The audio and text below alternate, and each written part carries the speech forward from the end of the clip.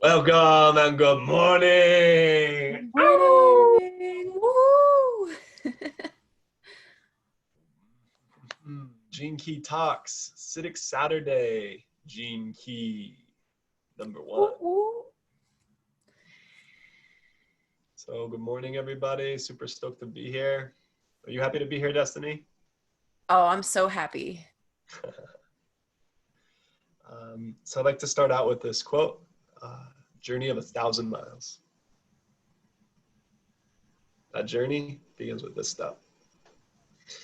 So we're going to be talking about the first gene key, which deals with entropy, shadow, freshness, the gift, and the city being beauty. Destiny, would you talk a little bit about what the shadow is, what the gift is, what the city is? Yeah, so I guess I've always thought about these things a little different than most people. And so the way I like to think about it is that the shadow is like the moon, and the gift is like the sun, and the city is basically uh, one of many forms of the love language, Mhm. what love is. So that's usually how I like to define it. How would you define shadow, gift, and city? Hmm. That's deep. What you just said. I mean, it's so simple, but like when you start to understand the moon and understand the sun, and then love, those are all really heavy terms. So that simplistic explanation carries a lot of weight. So that's way cool.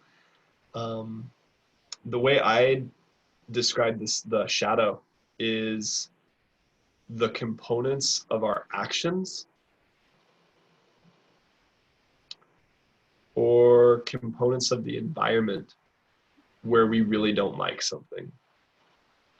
For example, we don't like it when we're anxious. Heart starts beating quick. We feel gross. Grossness could be a shadow. Um,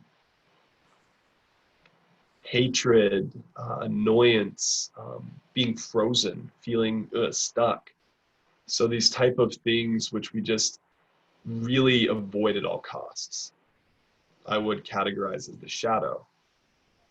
The gift is when you find a way to be of service in that particular archetype or that particular area. And so the gift for me really represents sharing what you're good at. I mean, if you see this tapestry behind me,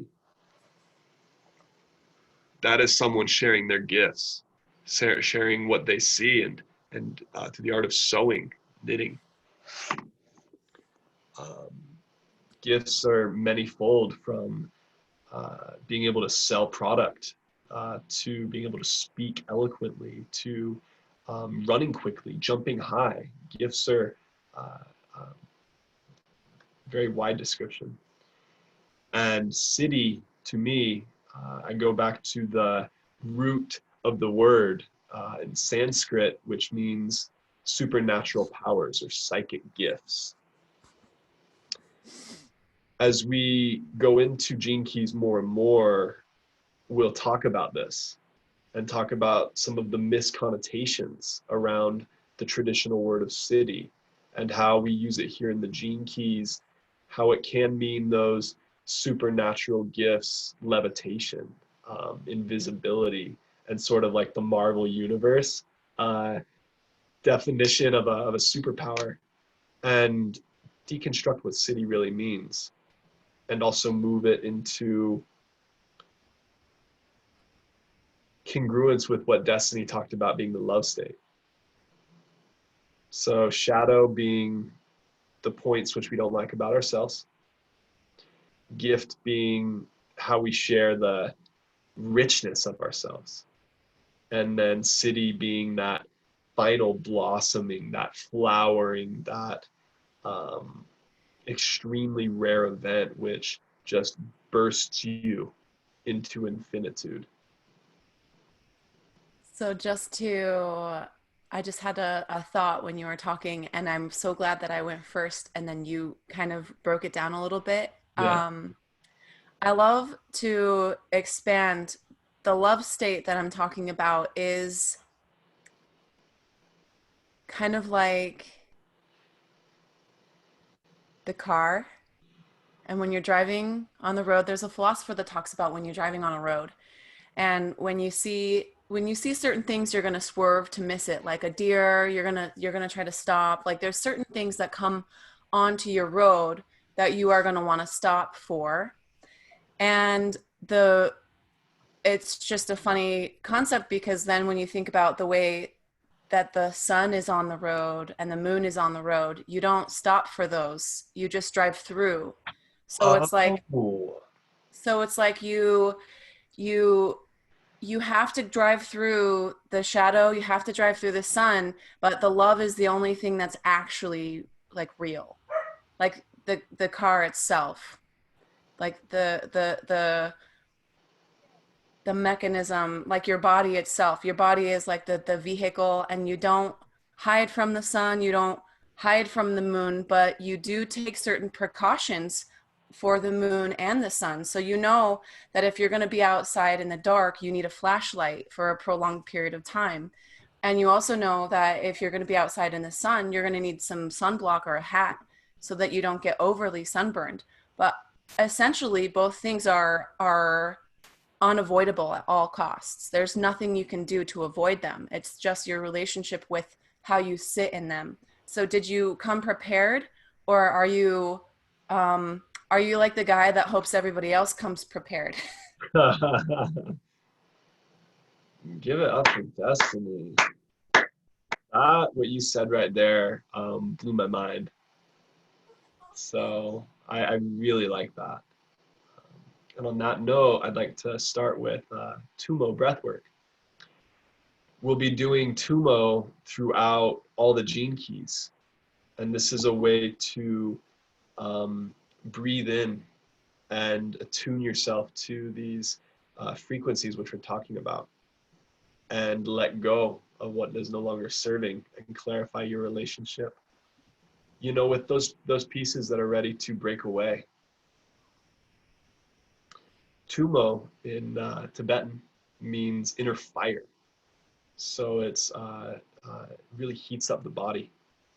And we'll get into alchemy down the line. But the Tummo breath is very powerful for also praying and bringing in,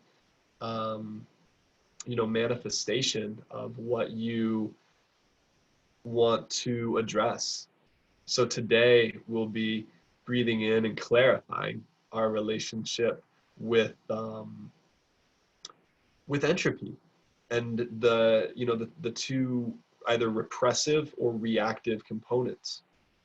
Speaking about those, then we'll be doing Tummo for the gift, freshness. And so after we speak about it, we'll do Tummo, and then moving into the final cycle of this 3 rounds with the city. So Tummo is very simple. Sit either cross-legged or on your knees. Get comfortable, and either have your hands palms face up on top of your knees, or your heart, or on your belly, or one here, wherever is comfortable for you. And it looks like the following. We'll exhale all our air through our mouth, leaning forward, compressing the belly. Inhaling through the nose, exhaling through the nose. Inhaling through the nose, exhaling through the nose. Inhaling, and we'll do a set of 3 to start. So at the 3rd breath, we'll inhale and hold. Smiling, dropping that smile, that warmth, that yum, dropping that into the belly, rounding, Buddha belly, bringing that round belly forward, pursing the lips, and then like it's pine straw, slow exhale, and you'll pressurize the oxygen. This heats you up and really elates your body, expands you. Um, it strengthens your neurotransmitters, your chemical balance. It's just filling your well. So a very special practice, and love it for this work as you join Miss Destiny and Mr. Alex, your hosts. If you have some water, a candle if it feels right. Fire is beautiful for um, having with you as you study. Background music, if you want to listen to this, not necessary, but you know, if it's your thing, like theta waves, water, fire, and then a pen and paper so you can write down notes and then do these breath practices and movement practices with us. Did I leave anything out before we go right into the Tummo? Yes, if you have your Gene Key book, you also wanna have that available. And also, just as a reminder, if the breath work is something that you aren't completely comfortable with, that's okay. Just be silent with us as we go through the practice, and you will reap benefits as well. And when you start feeling comfortable with the breath work, you can add that in, because again, it will be every Saturday that we do go through the Tumo. So just so that everybody knows, you don't have to feel pressure. This is You awesome. must breathe. You have to breathe. But definitely drink water. So if you aren't going to breathe, have water available, and maybe take sips as we breathe. Yeah. So we'll be going through all this, and yeah, join in for the breath work if you feel called. Watch if you don't. So yeah, moving in this first set of Tummo will be clarifying, purifying our relationship with the shadow, first gene key, which is entropy. So hands where they're comfortable. For me, it's right hand on my heart, left hand on my belly, on my belly button.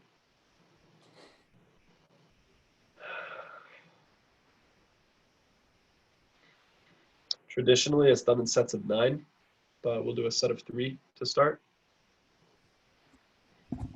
And each Saturday, we'll do a different number and just feel what, you know, us rocking and rolling.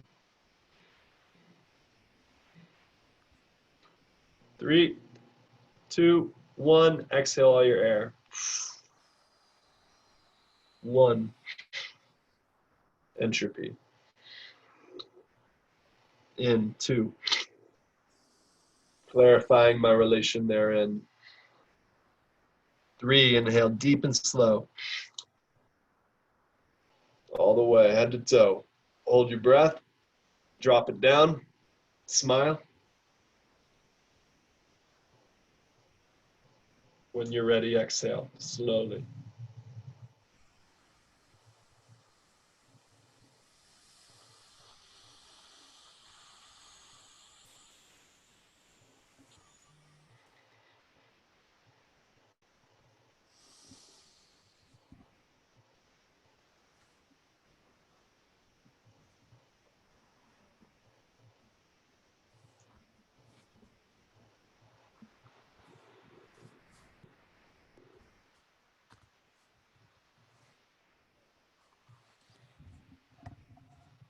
I felt like adding before we go that this is our interpretation and our discussions at within the Gene Keys. And if anybody has anything that they've gleaned that maybe we didn't see, or maybe you have a different understanding of it, just comment or Oh, even please. contact us, because we love talking about it. So I just wanted to make that clear to all of you lovers of the Gene Keys.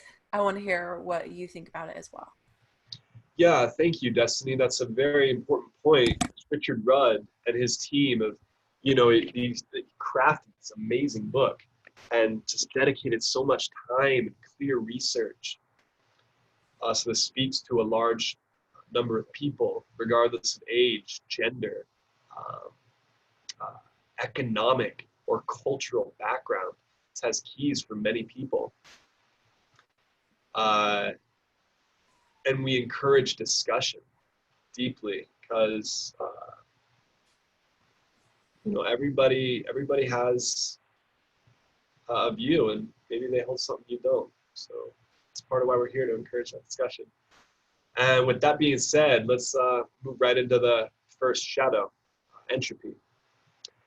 A simple definition of entropy is a measure of disorder or unavailability of energy within a closed system. The more entropy, the less available energy there is for doing work. The English part of entropy is N within the definition and the etymology of entropy. English is N, it means inside, and Greek is tropy, transformation. So when you put those together, you have inside transformation, and that is the root of entropy. Would you move your mic a little closer, Des? I can hear you, but it's not super loud. How about that? No? Oh man. Okay. I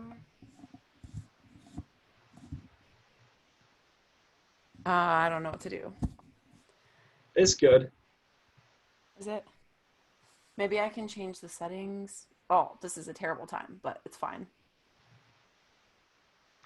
Thank you guys for sticking with us through any minor technical difficulties, as this show's getting better and better every day, you know? Every time we do this, it's going to be better. So thank you. Thank you so much. Is that better? Yeah, it is. Okay, cool. So So, go.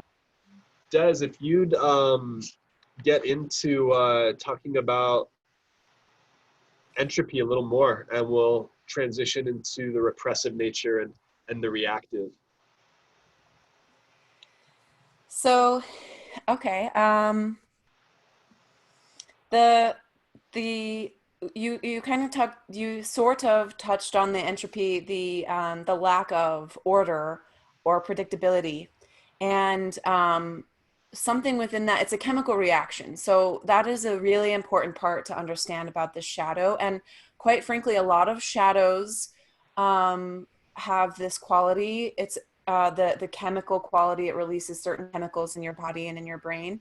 And so a lot of the emotions and feelings that come up through understanding what entropy is within the gene keys is also understanding that you could have chemical reactions to the information. And I wanted to really touch on the fact that those emotions are healthy, and that they're sort of like your capabilities. So when you have something like entropy come up and you feel entropy can manifest as depression, as freneticism, which we'll get into. Those are just a few of the feelings, but those are also superpowers. So we can create from here. So it might seem gloomy, and we might be talking about things that are hard, but ultimately these are your superpowers. So this is, you're driving through the dark, and you are getting more and more ready with the flashlights and the batteries, and the more creative you're going to get,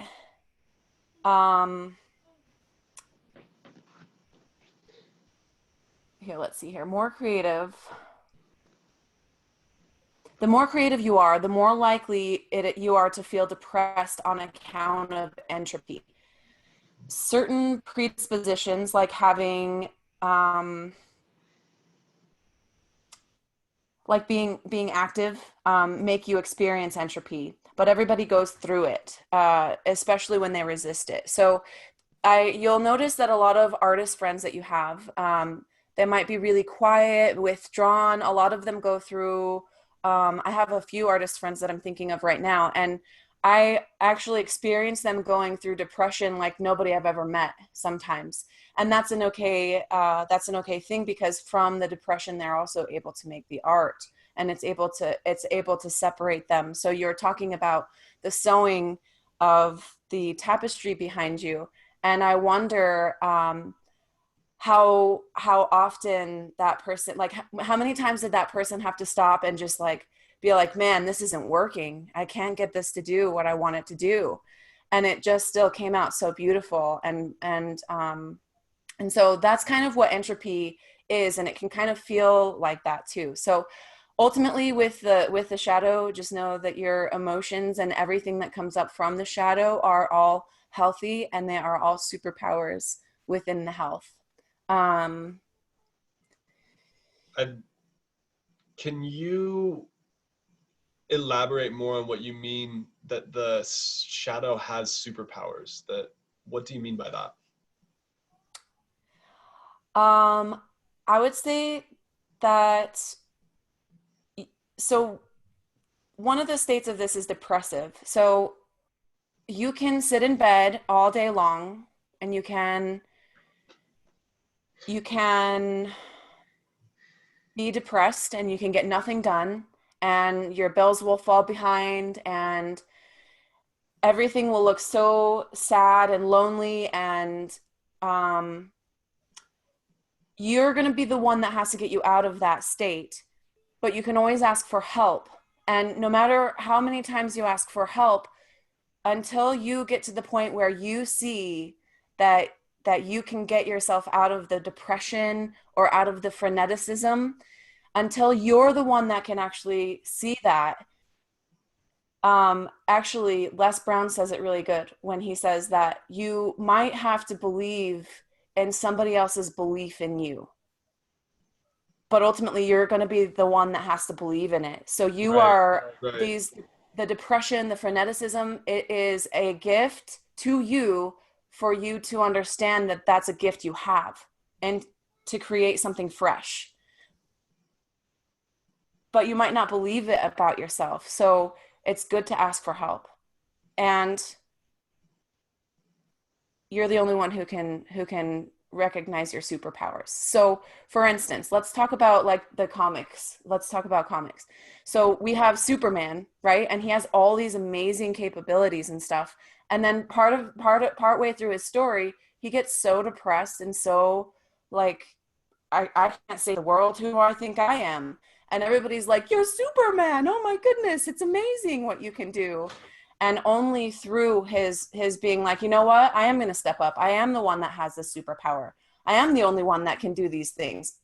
And then he goes, and what happens is a really beautiful thing. But he had to see it himself. Millions of people can tell you, but you're the one that has to recognize your own superpowers.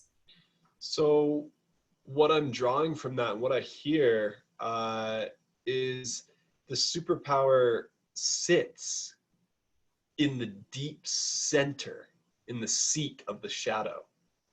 And so for you to accept yourself fully and not start reacting, fighting, aggressing, agitating your shadow, the reactive side, the yang, the masculine component of the shadow, or not repressing or running away or hiding, would be the feminine or the yin side of the shadow. If you don't do either of those, this space which opens up is a space of acceptance and embrace. And that allows you to slip through the grasp, that stranglehold of any of these shadow frequencies, right into the gift. And then the more you share that gift, the closer you move into the city. So as you talked about comics, I thought this was really cool, Destiny, because what is Superman's place where he goes to be alone? What is Superman's place where he goes to be alone? I honestly haven't seen Superman in so long, but it just was the first thing that came to my mind. He goes to the Fortress of Solitude. Mm. So Mm. that's really interesting. Solidarity, so he can find himself. Look at Batman. Yeah. Both his parents were killed when he was extremely young. Imagine the shadow that he had to work through. Look at Tony Stark, Iron Man, dealing with deep anxiety amongst other issues.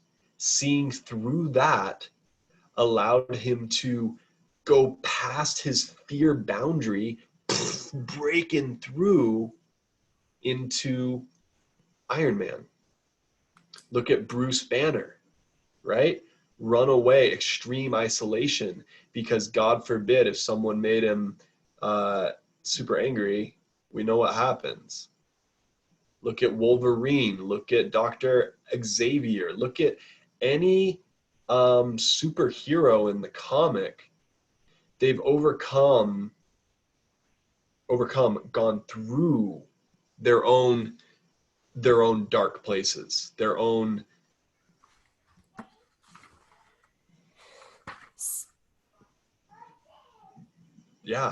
trauma. They've gone through it.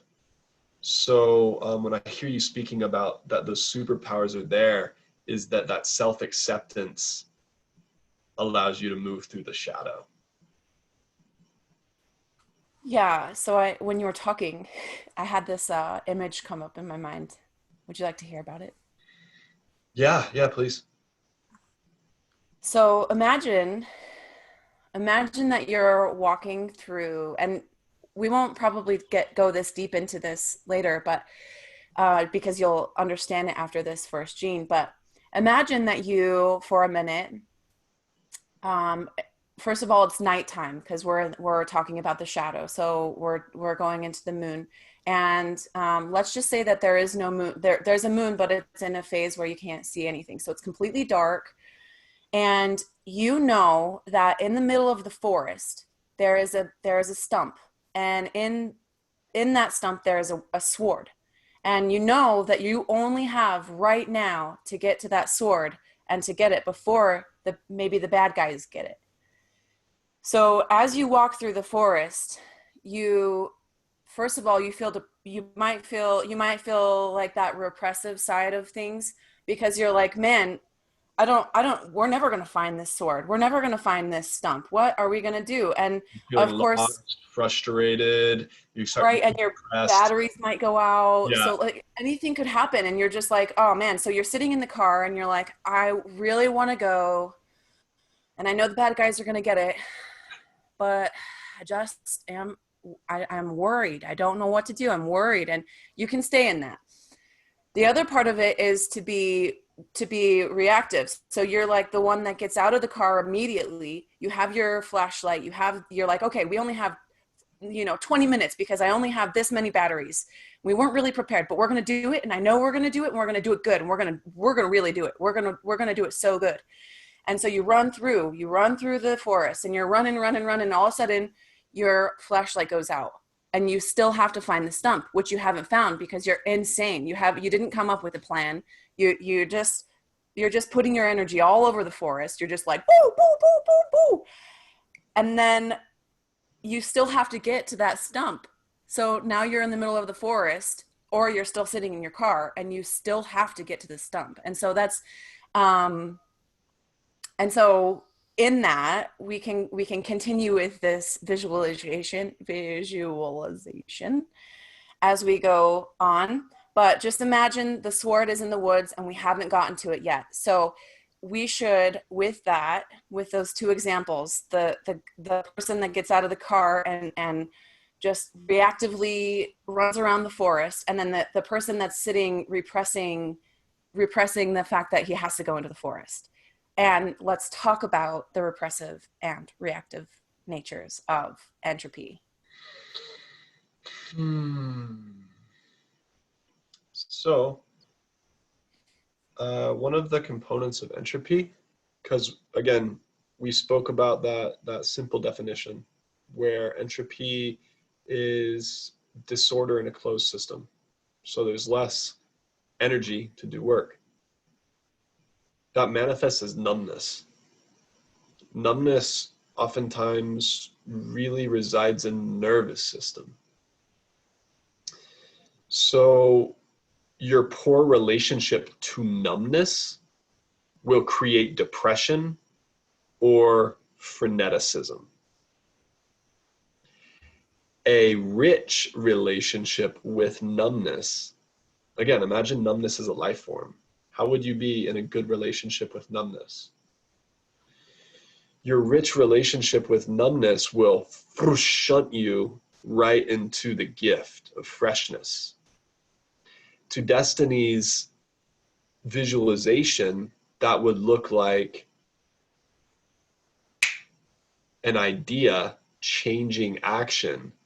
So you realize what you've been doing, cowering in the car, walking in circles, or freaking out isn't working. So the freshness would be a change of action to get you closer to that sword. So looking at depression, Jim Carrey was the first person I heard talk about depression as deep rest. Depressed, deep rest. So if you're feeling depressed, to give your body, mind time to recuperate, regenerate. It's a key to moving out of depression.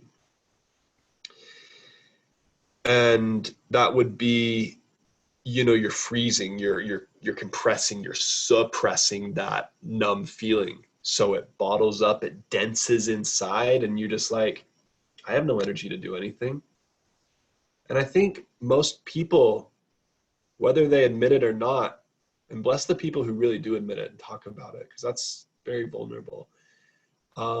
They speak about not even having enough energy to get out of bed, not even enough energy to go to the store, to take care of the daily tasks, because their spirit, their drive is just, it's quelched. It's just.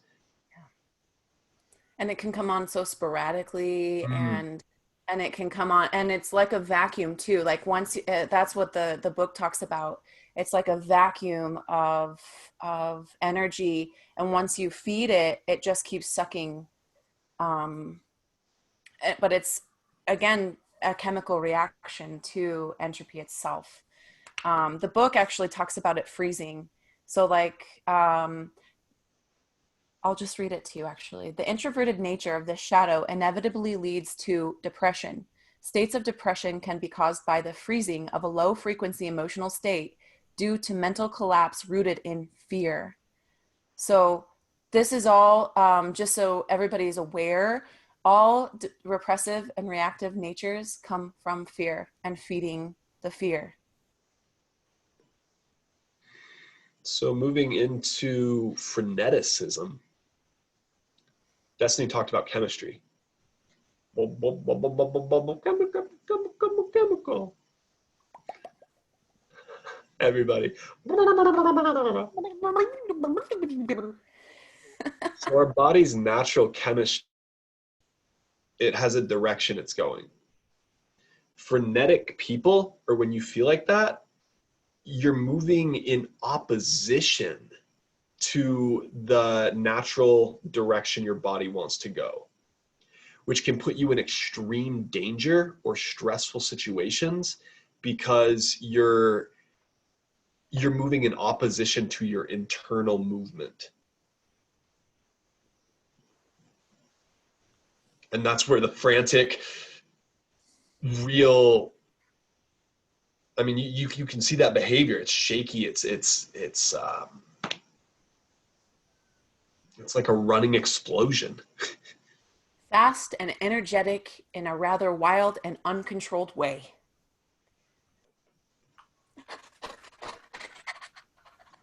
Yeah, Gotta find the sword. We've all seen frenetic dogs too. Like where, shit, if they farted, they'd like lift off the ground because there's that much energy going on. So moving into the first gift, talking about the beauty of melancholy, freshness. Destiny, I'd love if you'd start us off with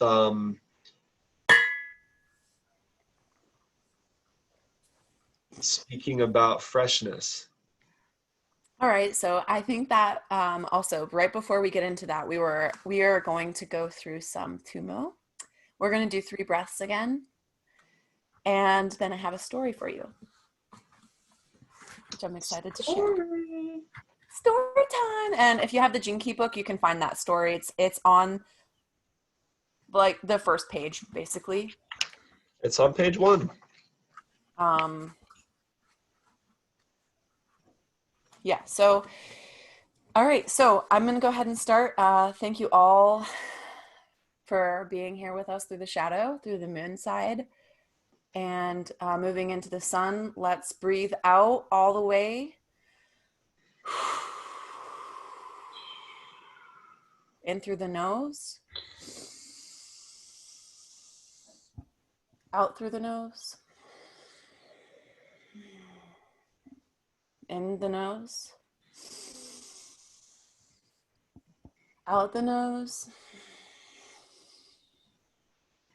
In the nose. All the way and hold. Smile. Really smile. Thank your body. Look at your amazing, amazing capability of being able to hold your breath. Slowly purse your lips and breathe out the straw again, slowly.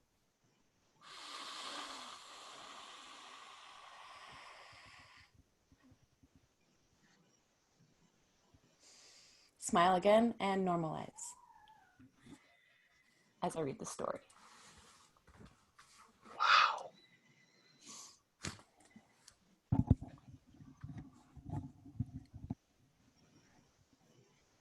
This is called the Dance of Shiva.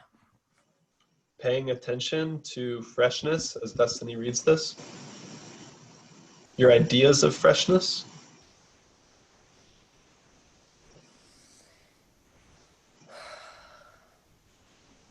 Once upon a time, perhaps even an eon ago, in a land now become a myth, a young man sat in a deep reverie beside a great river. Although this river no longer exists today, legend tells us that its descendant may well be the great Yangtze River, which flows through the heart of the land now known as China. Our young man gazed out upon the sinuous soft waves as they lapped the shores by his feet, when all of a sudden a small turtle emerged from the great green mother lode, and drawing itself proudly out of the water, sat down beside him to share his gentle contemplation. For some considerable time, neither party spoke, until finally our young man, evidently on the cusp of some great universal epiphany, explained to the little turtle in a great and wondrous sigh, "Oh, little one, what's it all about then?" Rather to his surprise, the turtle revolved in a half circle and nonchalantly turned its back on the young man, whilst continuing to sun itself lazily and silently. The young man gazed intently at the little creature's back and the intricate interlocking patterns of plates of its shell drying in the spring sunshine. As he gazed, a strange thing began to occur to him.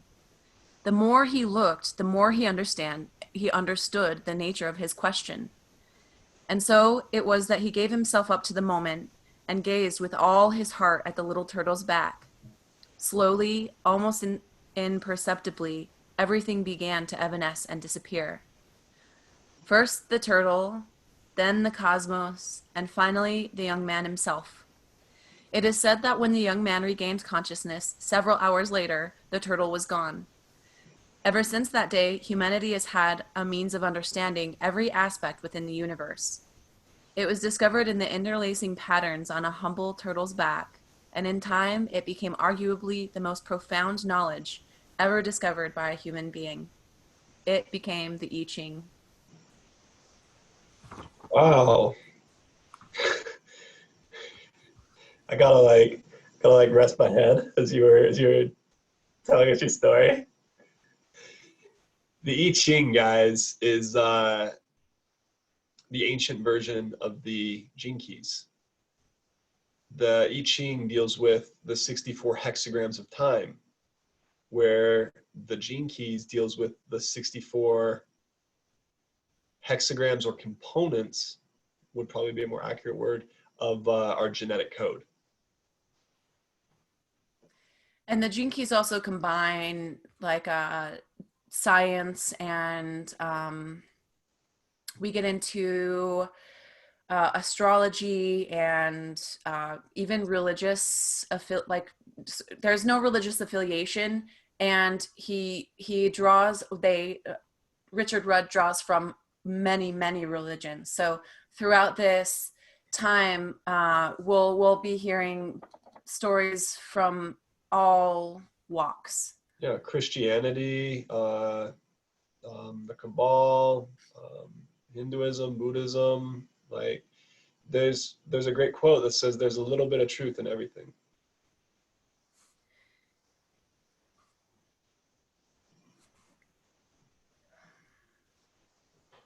So the difference between freshness and newness is that when you go to the store, you buy hair dye and that makes you feel fresh. When you go to the store and you buy a wig and you shave your head, that's new. That's new hair.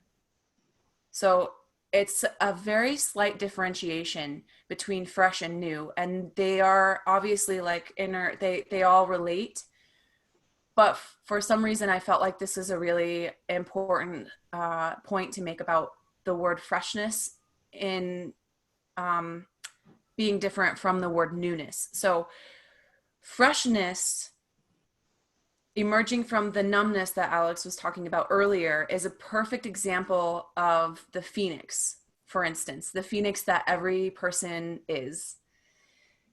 In that when the phoenix fires himself and burns into ashes, it doesn't rise as a new phoenix that doesn't have any knowledge or like a new baby. It arises with fresh knowledge of itself and new understanding of the world around it. I like that example more than the grocery store example.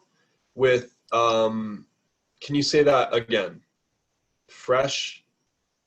It's the last sentence. What you said, that was key. Oh, oh, shoot. It just came out, so It was like new perspective, but like a fresh body. yeah. So the phoenix burns itself into ashes and it arises with a fresh perspective, not a new one. You just said that backwards. No, no, you're right. New body, fresh perspective. New body, fresh perspective. Is it a new body though? You tell me. I mean, Phoenix, it could be argued both ways, I think. It could be argued both ways. Wow, this is really profound. So you can see how much newness and freshness are so close. Yeah, So I mean, if you're looking at this, they're so correlated. and this particular gene is not talking about the new body, it's talking about the fresh understanding. So in this, I guess what we'll say in this, for the sake of this particular moment, is that the phoenix gets a new body and has a fresh perspective from the perspective it already had. Mm-hmm. So it's not like a new baby, it's just a new environment. Or I mean, it's like an upgrade. So it's kind of like when you get an I'm playing through Zelda on the Switch, and it's kind of like when you get new armor that helps you climb the mountain better. Um, you're still the same person, but the armor that you're wearing is helping you get a fresh perspective on something that was already the way it is. Wow, I hope that made sense. Okay, so I'd like to speak this to clarify our understanding of freshness, because we spoke about, which did make sense, the phoenix. We spoke about the grocery store, which did make sense. We spoke about Zelda, new armor. New armor, so you're fresh in battle. Yes. So what I would say about freshness is it has to do with interruptions and cleanliness. So we have a day-to-day cycle. And you know people getting in the 9 to 5 grind, day by day, it starts to get old. They start to get numb to their work. It's just going through the motions. An interruption, a holiday, brings freshness. It brings a certain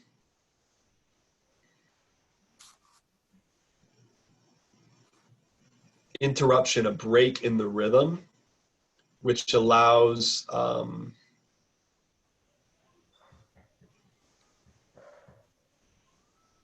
freshness to evoke. And that to me looks like the following.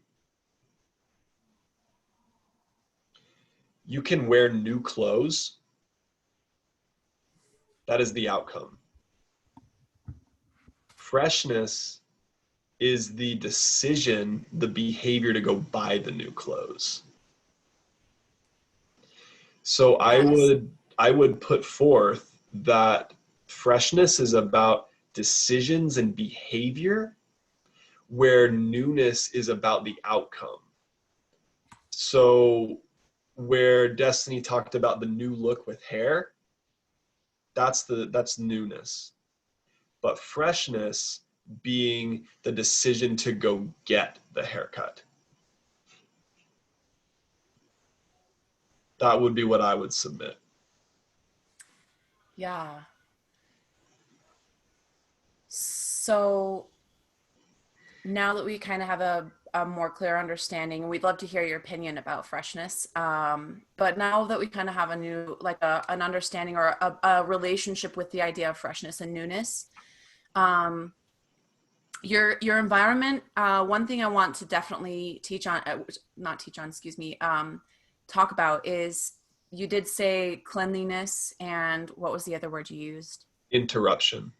Interruption. So your environment is absolute key to all things freshness. So this gene key has everything to do with your environment and the people who you surround yourself with. And you're going to want to surround yourself with people who see you and your creativity and give you the opportunity to shine when it's correct, when the time is right. And then after you shine and you bring out your creative energy in that fresh way, you might be, if you have this trait active in your gene keys, I do. And if you have this in your gene keys active, then what you're going to find is you're going to expel all of the possible creative energy, and it comes in spurts, and then you're going to want to retreat. And you should. You absolutely should retreat when you have expressed your creative energy, because you're surrounding yourself with the right people in the right environments who acknowledge and accept your gifts, especially when it's relating to freshness.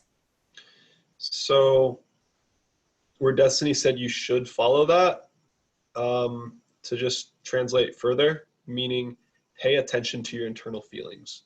Go with your feelings. Doesn't Wait and mean you have relax. to act on them, but to pay attention and acknowledge them, key. Yeah. So you have a group of friends. We know the saying where it's like you're very much a reflection, or very much like the 5 people you spend the most time with. So we don't like you anymore, Mr. Pointer Finger. Ah! So then you bring in, another person. That newness, that new person, newness. But the decision to, and then bring in a new person, that is freshness. So to, speak about that, I think we've done a great job of talking about it. Your true power lies in your ability to be alone with yourself and to trust in the power of your own uniqueness and timing. Mm-hmm. So a lot of times, and I notice it with artist friends, just to touch back on that, because this is definitely an artist channel. So this is the gate of creativity. This is the the art of creativity. And when you don't feel creative, wait and relax into creativity. Don't try to force it though. That's how you get entropy. That's how you become depressive and frenetic, when you're trying to force the creativity. And we all want to be creative. Everybody wants to be creative. And you might even notice in your life, I've heard certain artists say, I'm having a block here. I'm having, or even you see it on TV, like with people who write books, and they're saying writer's block or artist block, you know, that those are common terms. What if it's not a block, but it's rather welcoming in the freshness of something that was perceived to be a block? So I will just read this Fresh sentence one more perspective. time. Perspective, yeah. Your true power lies in your ability to be alone with yourself and to trust in the power of your own uniqueness and timing. So just because you're surrounding yourself with the people who are really taking care of you and really noticing when you're here to give your gifts, and they give you opportunities, it is not up to them to decide. It's up to you to let them know, hey, I have this really fresh idea, and then they can trigger the response to giving you the opportunity to shine. But you also have to let people know that that's a gift or something, that this creative energy is what you want to offer. So just as much as it feels like we want to be accepted by people and we want to fit in, it could be more important to wait and talk about what you have to offer and give yourself the time to really step into that creative power. I hope that makes sense. I'm sure you could elaborate a little bit more before we move into the Siddhi, if you feel called. No, I don't. I feel like moving into the city will be elaboration to that. Perfect. So I'm gonna let you go into I'm gonna let you start with beauty, Siddhi. You're so kind, letting me start. I know, I got to start last time. So, beauty, our first city. Again, city meaning psychic gift or innate talent and supernatural power. Beauty being a power. I would say so. I would say so deeply. The first line of this is the Promethean fire. Prometheus, an old story in, what is it? Does Greek mythology? Yes. Yeah. So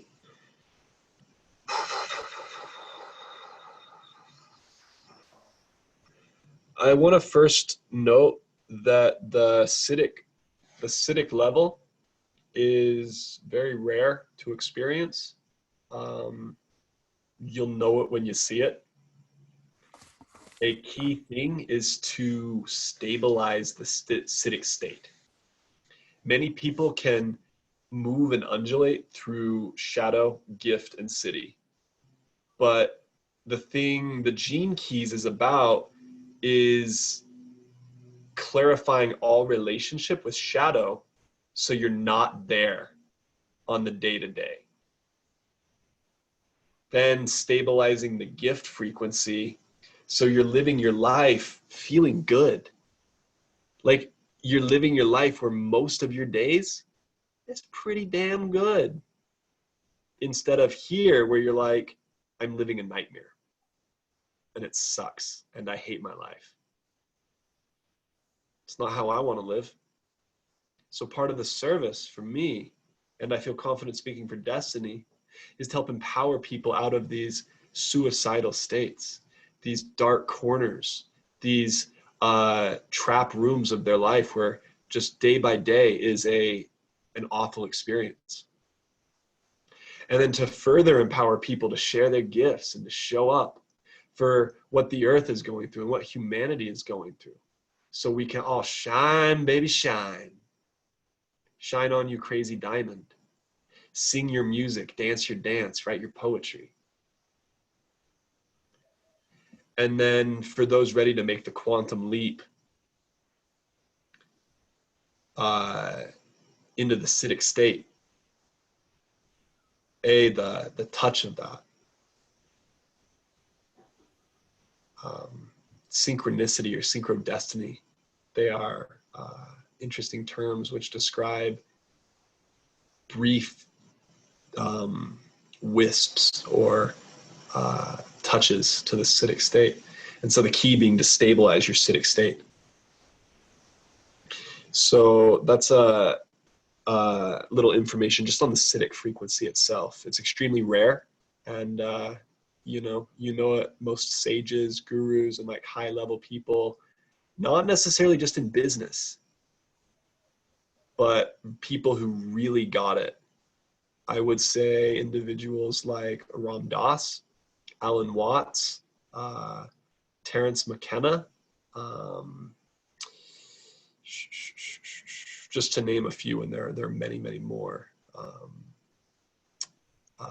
Another one who is a Neem Karoli Baba. So there are many people throughout history. Gandhi, you could think of, John Lennon. And I would almost surmise, and I'd be curious as your thoughts, that a baby when it's born is already a city. Children are. Yeah. And then it's through growing up in a shadow, because the earth is moving out of its collective shadow frequency. It's been in it for a very long time. And so it's moving into, you could think of like the earth's magnetic field to understand the visualization. So you have the shadow field, and it holds certain things in place. And when enough people pop out of that shadow, that component changes. So with the earth, you have a baby being born as a city into a shadow frequency. Eventually that field brings that city and closes off its light. So this is about remembering yourself, self-remembering, Jinki. So with that being said, Destiny, would you talk about Prometheus and the story of the Promethean fire as we get a better understanding of beauty, and then move into and closing with our thoughts on beauty? Yes. So, oh man, you were just talking about babies, and I just, so I have a son, he's 2. His name is Judah. And I just got some insight about parenting that I feel is important to share. So they come into the earth as love. That's all they are. They don't know anything, literally. They don't know anything about anything else other than love. That's the only thing that I believe children actually know. And if they aren't feeling loved, they're really mad.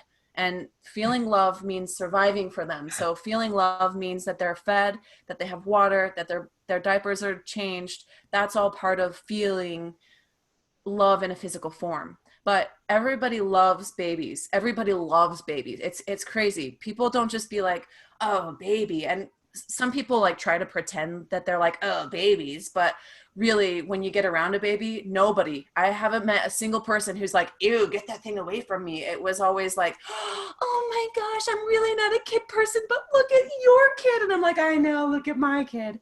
But what's really important to notice is that you can help them maintain the understanding that they know about love by working on these things, by working on, so we will be able to really help them. And the Bible talks about it as that Jesus talks about being like the child. And as I was revisiting my Prometheus notes, just to tie it all back around, I had, so I'm going to stop actually and talk about Prometheus, and then I'll retie it. So Prometheus is a Titan of Greek mythology. And we first see him, oh man, I want to say between the 8th and 10th centuries. And he first shows up in the Hesiod theogony, and it's basically poetry. And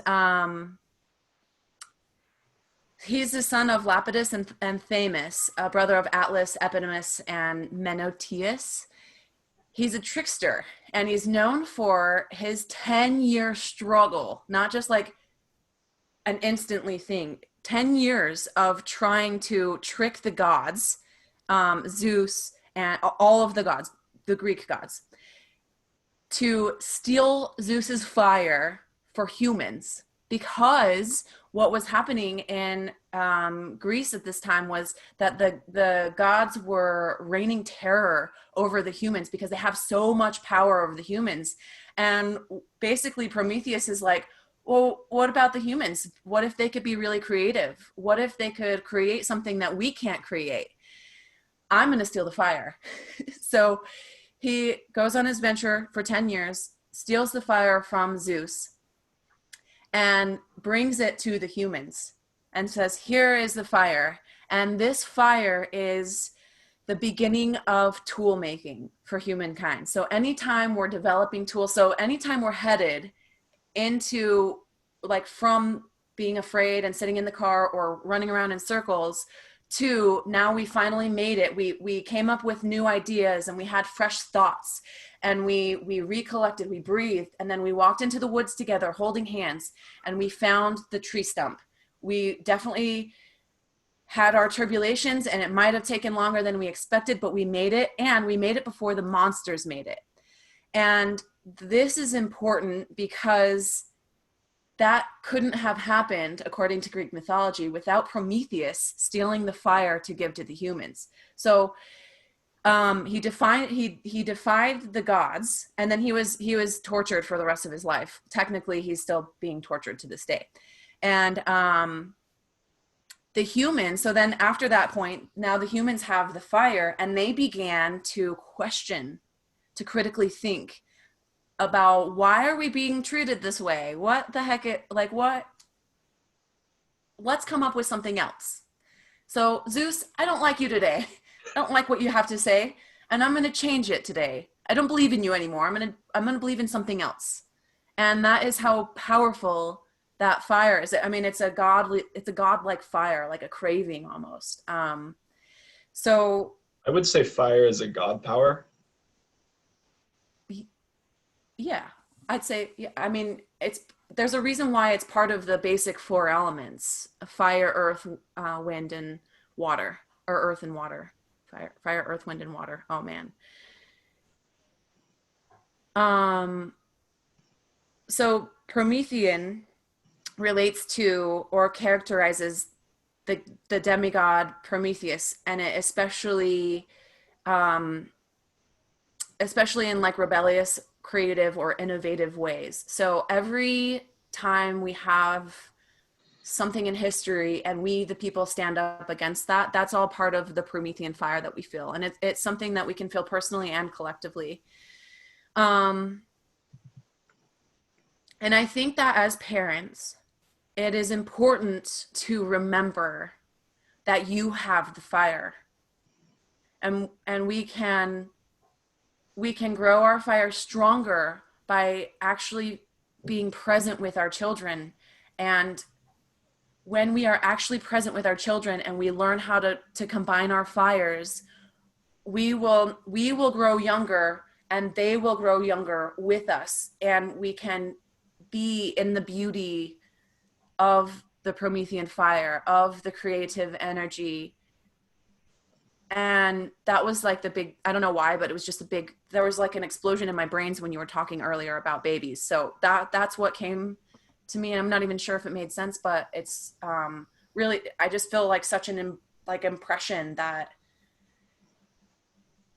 I need to embody beauty to really trigger a directional shift for not only myself but for my child, so that I can start seeing that directional shift in the people around me, because we are a combination of the 5 people around us, but you are the center of those 5 people.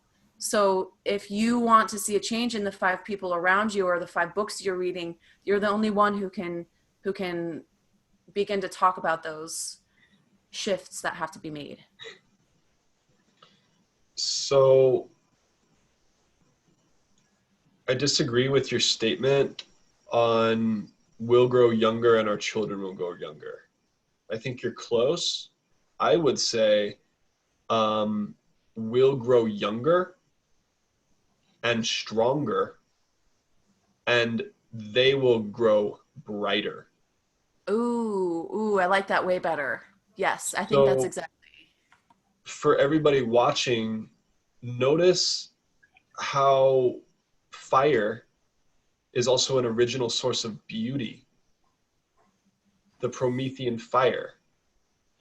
Notice when you're doing really good in business, someone's like, you're on fire. Fire. When uh, gangsta attitude sees someone very beautiful, a beautiful woman walking down the street, oh, damn, she's fire. Notice the language people use to describe someone, regardless of if it's respectful or not, because you can respect fire and you can disrespect it. Now, starting here at the city, here's the fire. Fire's burning right here. I think fire is very beautiful. But I also want to separate beautiful from prettiness because they are separate things. So as we look into this fire, go back to the gift, freshness, right? So what is fresh about and creative? Freshness also has a deep tie to creative force, about fire. Then moving it back even further to the shadow. Notice when you don't take care of a fire you build, it starts to get depressive, it dwindles, it depresses. Think of when a fire is too strong or out of control, popping, frenetic catapulting of the flames. So I would put forth that how you treat and hold your fire is either how you are stoking and continuing the longevity of that flame, or your abuse of it so the fire dwindles and dies.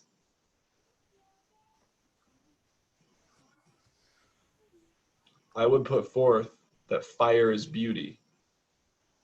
And when all the parts are working together, that moves into syntropy. Syntropy is something which we can measure beauty. When all the elements in a given system are working together, the flower of life could be a visual example. Destiny, what would you have to say as final thoughts on beauty and syntropy? Yeah. So syntropy means when you break down the word together tendency. So syntropy, together tendency. It was actually coined in 1941 by a mathematician called Luigi Fantoppi. I'm not sure exactly, His but name's Luigi. his name is Luigi. Yeah. Uh-huh. And he Blessings to Luigi. woohoo! He coined this term, syntropy, to describe what happens in mathematical properties when you have a series of spatially similar parts within a working unit. So it's like ribs. Ribs are very like that's syntropy. The Syntropy. space between the ribs. Yeah. Whereas you have entropy, which is all of this volatile energy that is that has a lot of balance and stuff. So syntropy, you were just talking about the measurements of it, and I just wanted to talk about how much of a measurement. I mean, it was coined by a mathematician who didn't know how to put his finger on what the opposite of entropy is. So syntropy is the opposite of entropy, and we understand syntropy as humans by defining it as beauty. So beauty is a way we can understand the concept of measuring syntropy. And so beauty is only a word, and everybody has their own definition when it comes to beauty too. You might be thinking of a flower, or you might be thinking of the mountains or water or A mansion, that a nice car, mansion, her a nice car. booty, her hair, Mm-hmm. your boyfriend's tux. But these are objects which we place prettiness upon. This is why I spoke dissociate these terms, because to see something as pretty, yes, cool. But to be able to see something not pretty or ugly also as beauty, you're seeing the luster of the fire in its authentic form. So I will just read this little part from the Gene Keys, and then I think we've done a really good job of talking about this. Yeah.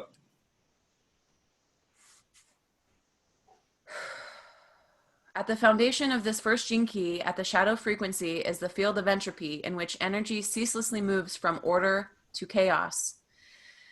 At the Siddhic level of frequency, where frequency itself is obliterated and transcended, we find ourselves in an eternal field of syntropy. Syntropy refers to the movement of energy within infinite dimensions, all imbued with consciousness and all united by order and love. When the inner divine fire is released through your DNA, you become capable of miraculous power. May that miraculous power and fire ignite you today. As a final note, before we conclude with Tummo, remembering Tummo, inner fire, I'd like to say, please, if this video speaks to you in any way, and you're drawing something from it, please like, share with your friends, subscribe, as we'll be doing this every week, sharing great information. Down the line, Destiny is crafting and going to be sharing a masterclass with deep dives into this information, as well as correlate studies with human design, sidereal astrology, and other practices. So we appreciate your support dearly, and it goes a long ways into help nourish this channel so it looks even better than it does now, and we can grow with technical additions and more bedazzle. So more funny faces. Ooh, fun. I haven't done You that in a remember doing while. this, guys? Oh my gosh. I can Um, see clearly now. My glasses are so yeah, we're setting up a Patreon account and stuff for you guys to send donations in, which will be used specifically for support of this type of work. And lastly, I want to mention, and I know this is key for Destiny as well, is eye gazing and starting to look in the mirror. You can do it with another person, but to start in the mirror and look at yourself, look at your reflection, and choose one of your eyes or both if you're a badass. And just focus on yourself for 2 minutes, starting with water and fire, just like a candle. And just look at yourself in the mirror and study what comes up, study your face, and try not to blink, and just love yourself up, and then journal after. The journaling process is really key for integrating what you see. And in esoteric traditions, I'll say this tiny bit, and that you find the rest out as you do this practice. That eye gazing burns, fire, burn, heat, burns through karma. So if you got someone who you butt heads with, and you can find a space where you can look into each other's eyes, a lot of that stagnant will burn away. And to do that with yourself first, helps you develop a cleaner relationship with yourself. Routing full circle back to the shadow, self-acceptance clears you from being caught on either side of the shadow.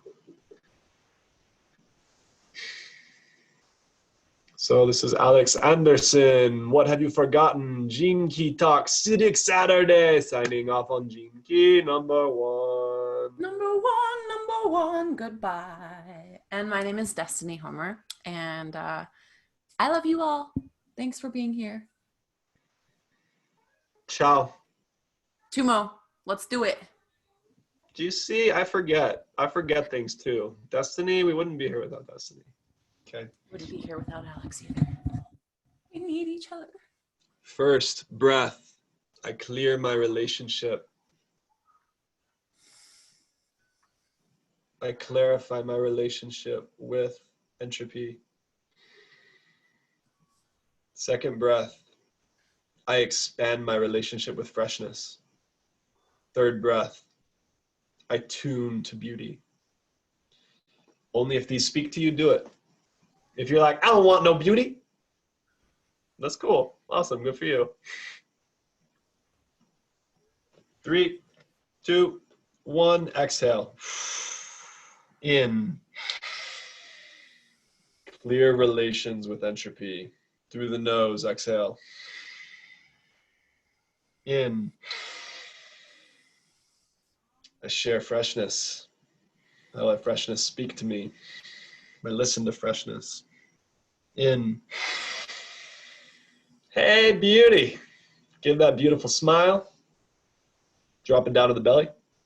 Expand the belly, round it.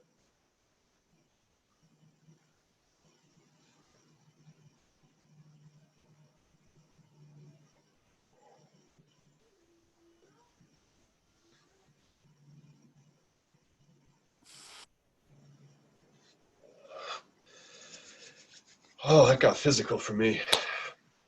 All my organs were like turning, doing their thing, doing their organ thing. Bless you guys. Thanks for joining. Peace out. Thank you all. See you next week. Oh.